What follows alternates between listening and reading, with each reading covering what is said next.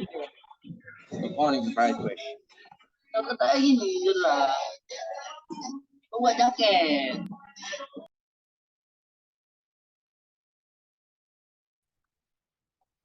Itu harus. Gak tahu lu kayak.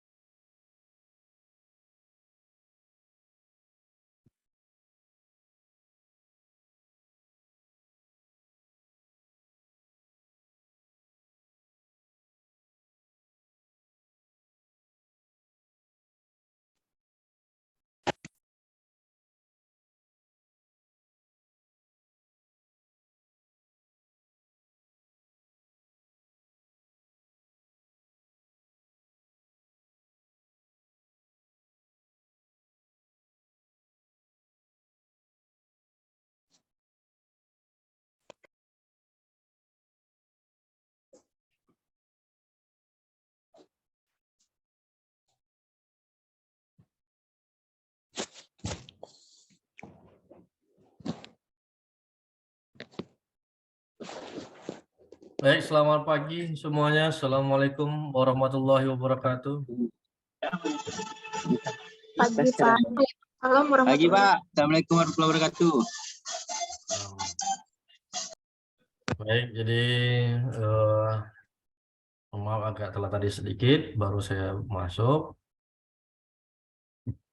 Mudah-mudahan kabar kita pada hari ini walaupun cuaca agak dingin atau dalam keadaan sehat walafiat dan masih suasana hari dan bulan yang baik.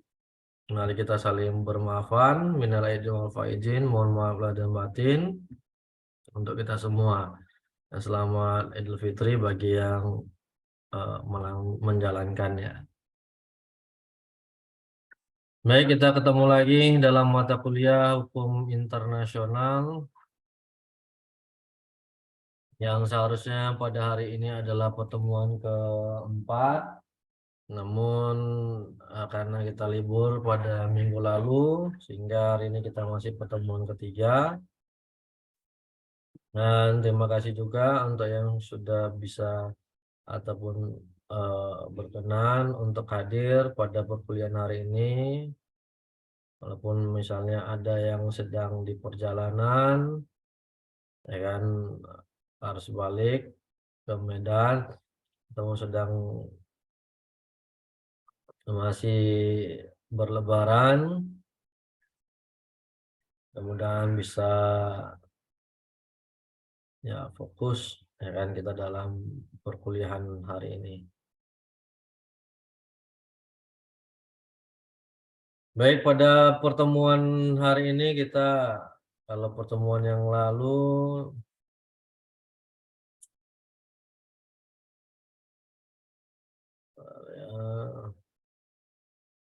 Hukum internasional.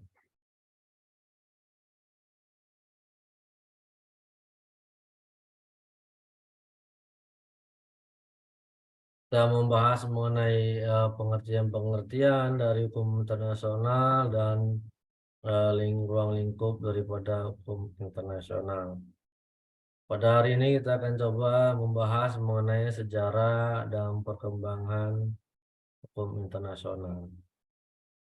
Namun sebelumnya tetap saya ingatkan untuk kita semua, jangan lupa untuk tugasnya sudah dicicil dari sekarang, biar nantinya di pertemuan ke-11 kita bisa persentase secara langsung.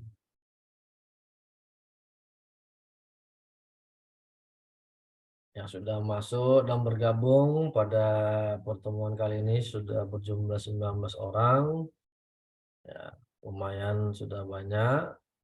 Tinggal nanti kita tunggu dari total yang ada di portal ada 30.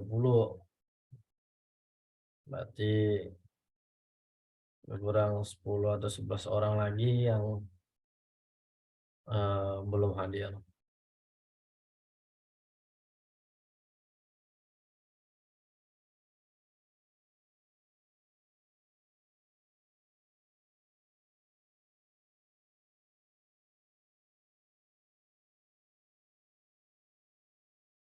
Baik, jadi kita agak ke belakang dia yang kita bahas mengenai hukum internasional, akan bagaimana di zaman dahulu, apakah sudah ada hukum internasional apa tidak. Nah, hubungan bagaimana tata cara mengatur hubungan antara negara yang satu dengan negara yang lainnya, kan gitu. Nah, dalam sejarah dan perkembangan hukum internasional ini dibagi ke dalam 3 tahapan. Yang pertama pada masa hukum internasional klasik. Nah, kemudian pada abad pertengahan dan pada masa modern. Jadi 3 tahapan ataupun 3 generasi lah, bisa dikatakan demikian, perkembangan daripada hukum internasional. Nah, hal ini sesuai dengan yang dikatakan oleh Arsensius bahwa hukum internasional sudah melewati 3 masa, yaitu hukum internasional klasik, internasional abad pertengahan, dan hukum internasional modern. Hukum internasional abad pertengahan berkisar antara abad ke-15 sampai dengan abad ke-16. Sedangkan hukum internasional modern dimulai pada abad ke-17 hingga abad ke-20 atau sampai dengan sekarang.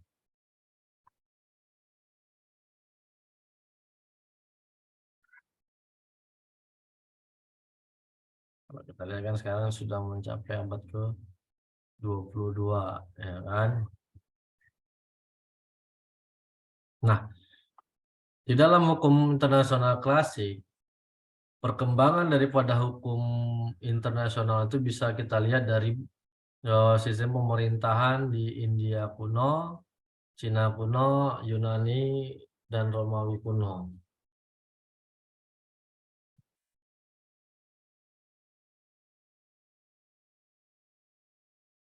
Dalam India kuno, lingkungan kebudayaan India kuno telah terdapat kaidah dan lembaga hukum yang mengatur hubungan antara kasta, suku-suku bangsa, dan raja-raja. Menurut penyelidikan yang diadakan oleh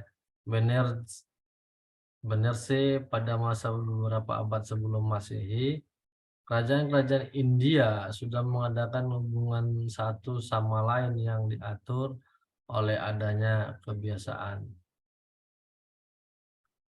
Adat kebiasaan yang mengatur hubungan antara raja-raja dinamakan desa dharma. Pada masa India kuno terdapat kaidah dan lembaga hukum yang mengatur hubungan antara kasta, suku bangsa, dan antar raja. Adat yang mengatur hubungan antar raja disebut sebagai desa dharma, sedangkan yang membuat tentang hukum kerajaan adalah Gautama Sutra dan Undang-Undang Manu.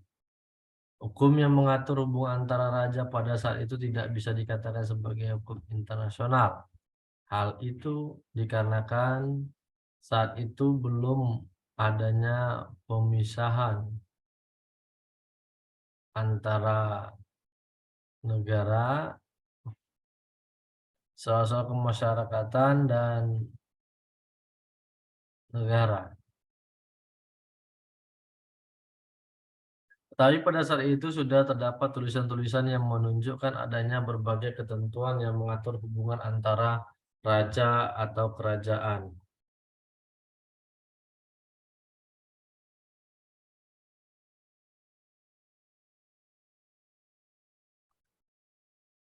Hukum India kuno juga sudah mengadakan perbedaan antara kombatan dengan non-kombatan serta ketentuan mengenai perlakuan tawanan perang dan cara melakukan perang.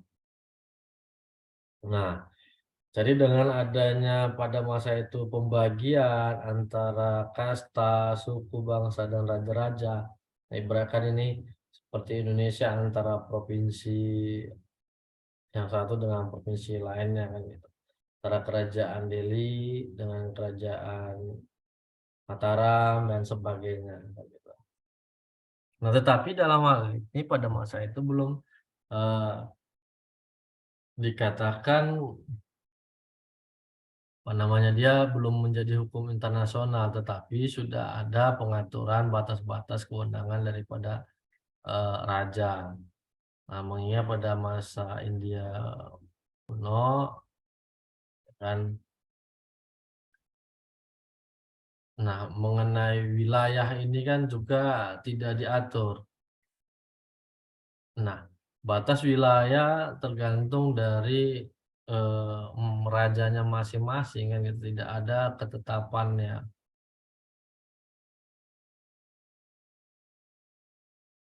Hanya berdasarkan satu kebiasaan, misalnya patok ini tanah saya ini. Nah, tapi tidak ada sejarahnya ini bagaimana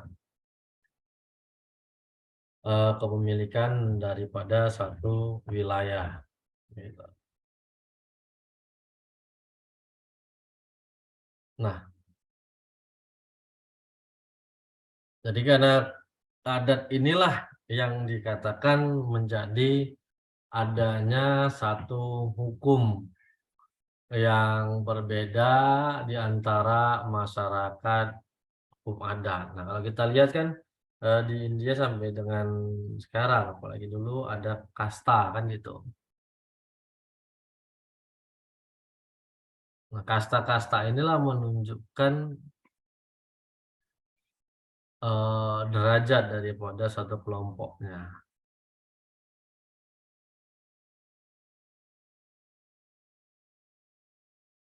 Karena jadi pengaturan-pengaturan terhadap aktivitas-aktivitas hubungan-hubungan antara satu desa dengan desa lain juga sudah ada pada masa itu, tetapi tidak secara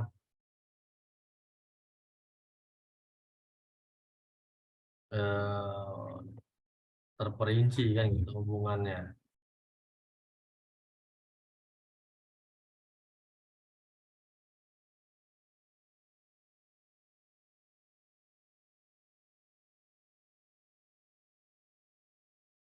Nah, jadi karena kita lihat kan banyak juga para pedagang pada masa dulu sebelum Masehi datangnya bersandar dari India, ya kan? Nah, disinilah baru membentuk satu hukum. Ketika banyaknya para pedagang-pedagang yang masuk pada masa itu kan, untuk melindungi daripada hak-hak masyarakat, raja ataupun pemangku adatnya membuat ketentuan-ketentuan untuk melindungi daripada adat istiadatnya. Nah, ketika terjadi pelanggaran, maka kan ada sanksi yang diberikan kan gitu. Nah, berbeda di Cina kuno, pada masa Cina hukum internasional itu lahir berdasarkan nilai-nilai etika dalam proses pembelajaran bagi kelompok-kelompok tertentu. Tidak banyak perkembangan yang terjadi di masa ini, namun pembentukan sistem kekuasaan Cina pada saat itu bersifat regional, tributary state, yaitu sistem hubungan luar negeri yang digunakan oleh Kekaisaran Cina dengan tujuan utamanya adalah mencapai kekuasaan dan ekonomi. Cina memperkenalkan nilai-nilai etika dalam proses pembelajaran untuk kelompok berkuasa, membentukkan sistem kekuasaan negara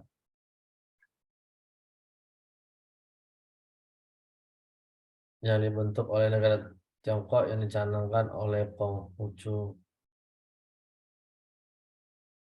Nah, jadi sistem kekuasaannya bersifat regional tributary state, yaitu sistem hubungan luar negeri yang digunakan oleh Kaisar Cina dengan tujuan utamanya adalah mencapai kekuasaan dan ekonomi. Nah, jadi dalam melakukan hubungannya, ya kan, hukum internasional, nah Cina pada masa itu membangun dengan sistem etikanya, dengan mindset, dengan pendekatan emosional, sehingga Cina pada masa itu dianggap menjadi negara yang sangat maju kan gitu. Nah, kemajuan kalau kita lihat dari pendidikan sampai ada, ya kan, mengatakan istilah kejarlah ilmu sampai ke negeri Cina. Nah, jadi menanamkan bagaimana budaya-budaya santun itu kepada para cendekiawannya ataupun para penguasanya, yang kemudian ini diterapkan di berbagai negara, ya kan. Sampai sekarang regional tributary state ini masih tetap diterapkan, karena kita lihat beberapa negara yang melakukan hubungan internasional dengan Cina lama-kelamaan telah berubah menjadi negara bagian dari Cina itu sendiri. Ya, beberapa negara di Asia seperti Hong Kong, kemudian ada Taipei, Taiwan atau apa. Nah, itu sudah juga merupakan bagian daripada Cina. Nah, saat ini Indonesia sudah hampir, kalau kita lihat, melakukan hubungan internasional dengan Cina. Akhirnya Cina menguasai beberapa sektor. Makanya kalau kita lihat di pemerintahan sudah ada, ya kan, keturunan-keturunan yang menjadi orang-orang yang duduk di dalam parlemen. Nah, seperti yang kita dengar, adanya proyek kereta cepat yang dilakukan oleh pemerintah. Nah, ternyata kita tidak mampu untuk mengelolanya, merawatnya, akhirnya kita serahkan kembali kepada Cina, pengelolaannya sampai dengan 50 tahun. Kan secara tidak langsung, ya kan, Cina telah berkuasa melalui hubungan bilateral di Indonesia. Banyak proyek-proyek, ya kan. Nah, seperti itulah Cina melakukan penjajahan, kan. Bahkan pepatah mengatakan apa? Mencubit tapi tidak terasa, katanya, ya kan. Nah, tapi lama-lama habis. Kalau Belanda ada rasa kan gitu. Jadi sistem regional tributary state inilah yang digunakan Cina dalam melakukan hubungan baik bilateral maupun multilateral dengan negara lain.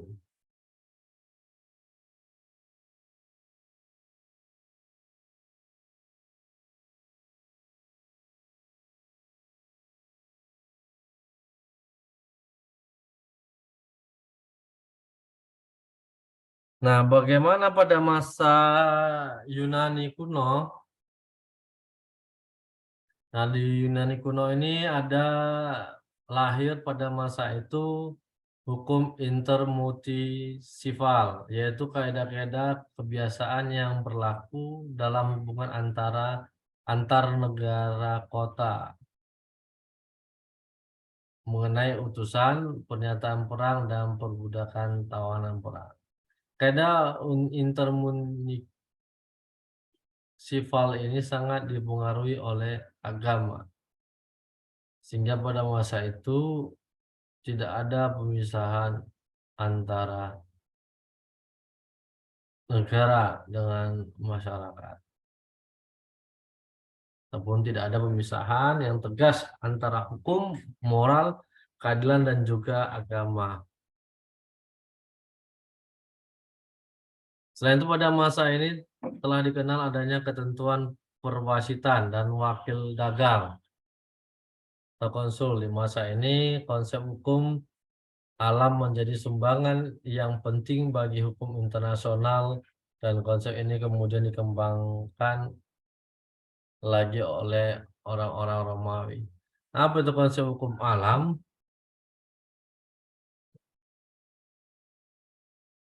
Bahwa hukum itu lahir dengan sendirinya, ya kan, sesuai dengan masa. Jadi tidak ada yang menyetuskan sebagai penemu daripada hukum itu sendiri. Jadi hal ini berdasarkan dari kebiasaan. Makanya di sana hukum intermunisipal pada masa Yunani kuno. Jadi berdasarkan kebiasaan yang dilakukan secara terus-menerus, nah akhirnya menciptakan suatu hukum. Nah, bagaimana Yunani mempertahankan kekuasaannya? Maka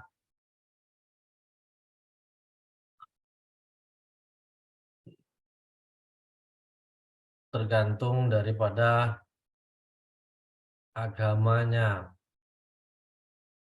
Kenapa? Karena tidak ada pemisahan antara hukum, moral, keadilan, dan juga agama. Nah, pandangan-pandangan duniawi ini muncul di dalam masa hukum internasional Yunani. Jadi yang penting hubungan antara satu negara dengan negara lain ataupun antar negara tadi, sepanjang sama-sama sepakat, yaitu dilakukan, dibenarkan.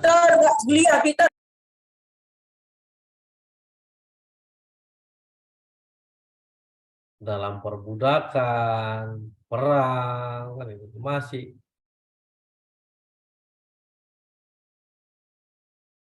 ada kan gitu.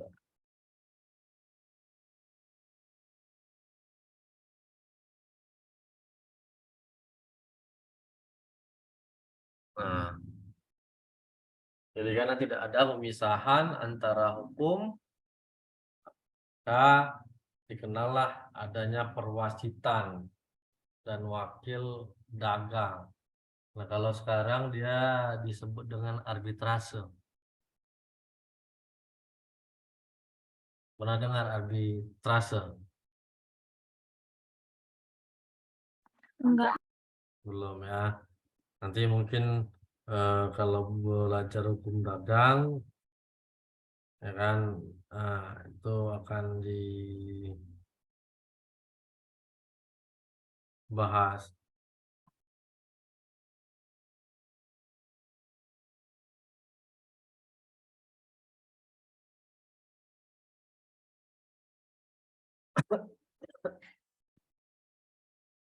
Nah, jadi arbitrase itu dia ibaratkan lembaga peradilan, tetapi di luar daripada peradilan umum. Dia merupakan APS,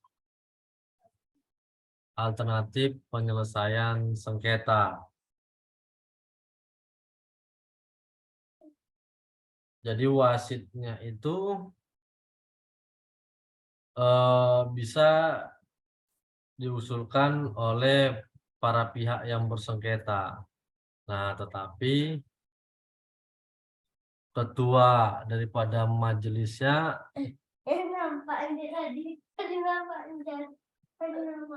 harus bersifat netral, ditentukan oleh pemerintah.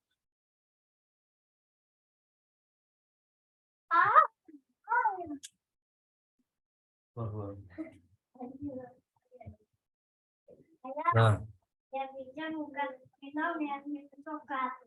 jadi sehingga pada masa itu sangat penting hukum internasional dalam konsep ini. Nah, kenapa? Dalam penyelesaian sengketanya sudah ada wakil-wakil, ya kan, ataupun wasit yang membantu permasalahan-permasalahan yang timbul. Nah, wasit tersebut digunakan dilanjutkan pada masa Romawi kuno. Nah, ini ada dua hukum yang lahir ataupun pendapat. Yang pertama hukum alam dan hukum masyarakat.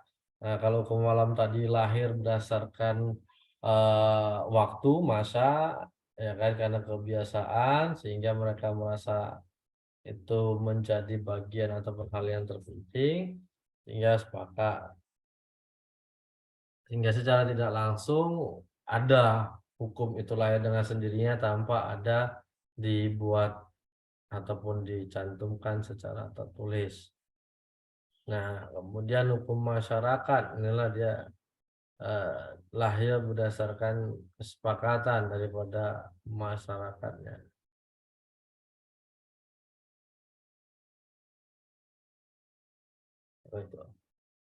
Ius gentium merupakan hukum yang berasal dari sub ius natural. Pengertian ius gentium hanya bisa dikaitkan dengan dunia manusia, sedangkan ius natural meliputi seluruh fenomena alam.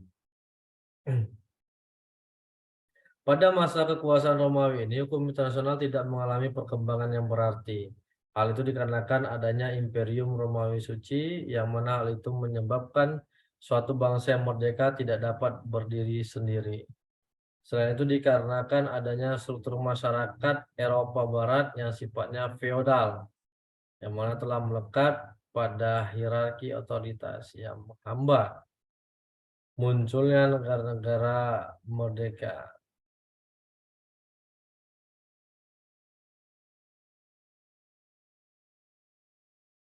Oleh karena itu tidak diperlukan adanya hukum yang mengatur hubungan antara bangsa-bangsa. Hukum Romawi telah menyumbangkan banyak sekali asas atau konsep yang kemudian diterima dalam hukum internasional, yaitu konsep seperti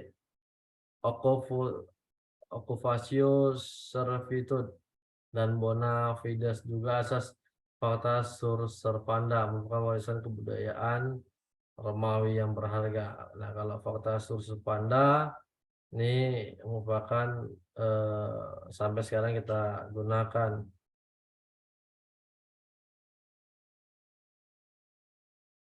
dalam suatu perjanjian. Ini kita gunakan fakta sunt servanda. Nah, ternyata dari Romawi dia.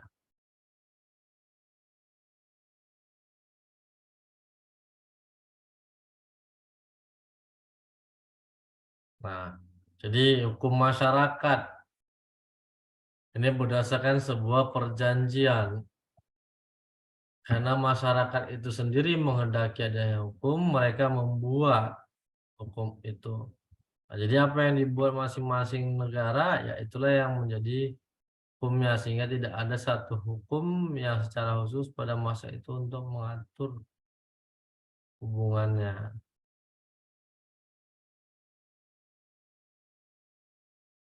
Nah, seperti itu dia pada masa Romawi kuno. Jadi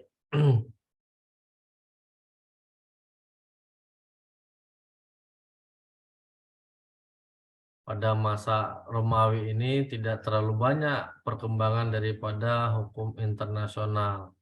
Karena struktur masyarakat Eropa Barat dan sifatnya feodal telah melekat, ya kan? Ya, dalam pelaksanaannya berpatokan atau berdasar kepada hukum yang mereka buat sendiri. Nah, seperti inilah secara diagramnya perkembangan hukum internasional masa klasik. Ada India, Yunani, dan Romawi. Dan hak istimewa bagi para utusan, perjanjian antar raja, ketentuan tentang peperangan, arbitrase, dan hukum masyarakat. Nah, hukum klasik ini melahirkan bilateral kehendak masing-masing negara, kan? Nah, hak istimewa bagi para utusan pada masa klasik ini tadi yang dikatakan pada masa India ataupun Cina melakukan pendekatan hubungan kepada negara berdasarkan etika. Kemudian pada masa India ada perjanjian antar raja, ya kan? Nah, pada masa itu kan belum ada batas wilayah, jadi masing-masing yang merasa ini adalah negara kan gitu. Padahal ya belum tentu negara pada masa itu kan. Tetapi karena ada pemerintahannya, ada yang mengendalikan, maka itu disebut sebagai negara bagian.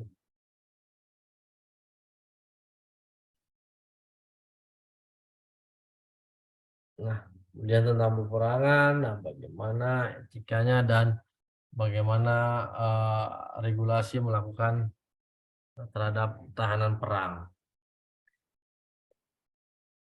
Ya, nanti kalau sudah berhenti, ini 10 menit lagi, akan 8 menit lagi, 7 menit lagi dia akan berakhir, nanti masuk lagi 10 atau 15 menit kita belajar, nanti 30 menit lagi, baru kita closing nanti untuk perkuliahannya. Jadi hari ini agak dipercepat karena berhubung saya jam 11 lebih kurang mau ke Kuala Namu, makanya nggak bisa siang nanti ngajarnya kan, itu kan ada jemput keluarga pulang umroh, kemudian bawaannya lagi ke rumah, ya kan. Jadi pasti agak sibuk, banyak keluarga ya kan yang hadir, sehingga tidak memungkinkan lah untuk mengajar ya, seperti ini aja masih ada gangguan dan itu. Nah, inilah perkembangan hukum internasional pada masa klasik dibagi ke dalam 3 masa, yaitu pada masa India kuno, Yunani, dan Romawi. Nah, jadi hubungan hasil akhirnya dari hubungan yang dilakukan oleh para rajanya adalah hubungan bilateral. Nah, itu berdasarkan kesepakatan, yaitu mengacu kepada asas akta fakta sunt servanda, kan gitu. Segala sesuatu, segala perikatan yang dibuat bahkan hukum adalah undang-undang bagi yang membuatnya. Nah, perikatan-perikatan yang dibuat tidak hanya mengatur segala hal-hal yang terkandung di dalamnya, tetapi harus berdasarkan kebiasaan dan kepatutan yang berlaku.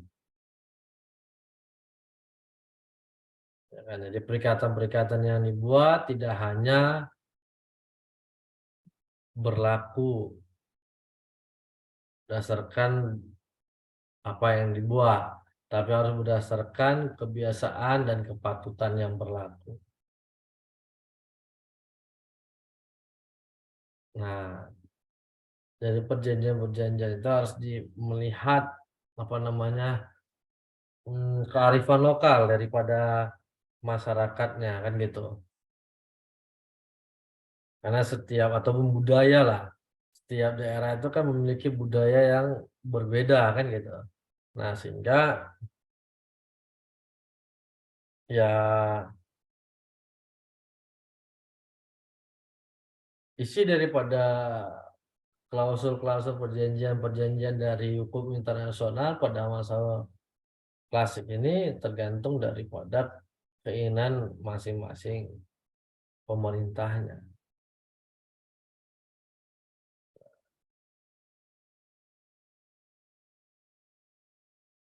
Nah, kemudian bagaimana hukum internasional pada abad pertengahan?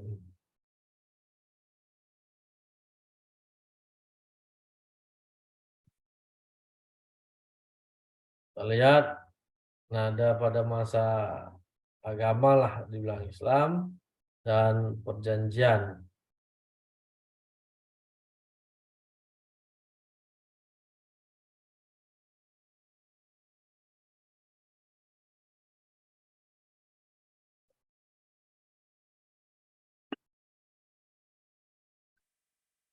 Nah, pada masa pertengahan atau disebut sebagai The Dark Age, masa kegelapan, hukum alam mengalami kemajuan kembali melalui transformasi di bawah gereja.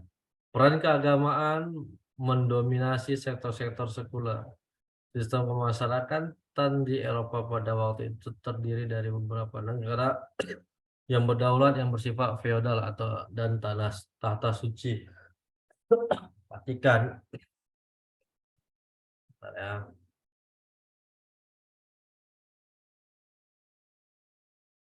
Ini kebanyakan minum sirup ya kan. Banyak ke rumah keluarga minum sirup akhirnya batuk semua. Kuliah, Markisa ya kan, di Marjan. Karena kalau diminta air putih aja marah yang tuan rumahnya ya kan. Seakan-akan kami nggak ada sirup ini kan gitu. Jadi mau nggak mau kita harus minum ya. Nah, jadi hukum alam tadi sudah mengalami kemajuan.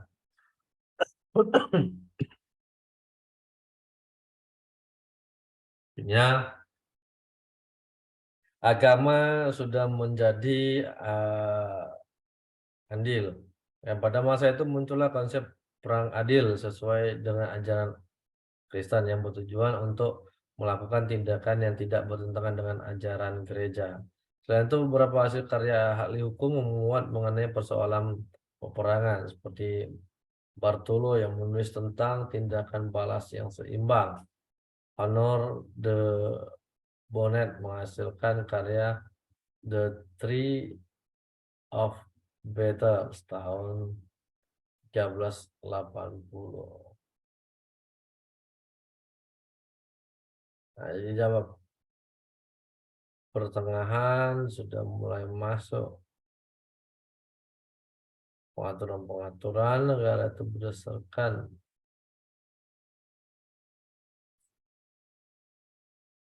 agama.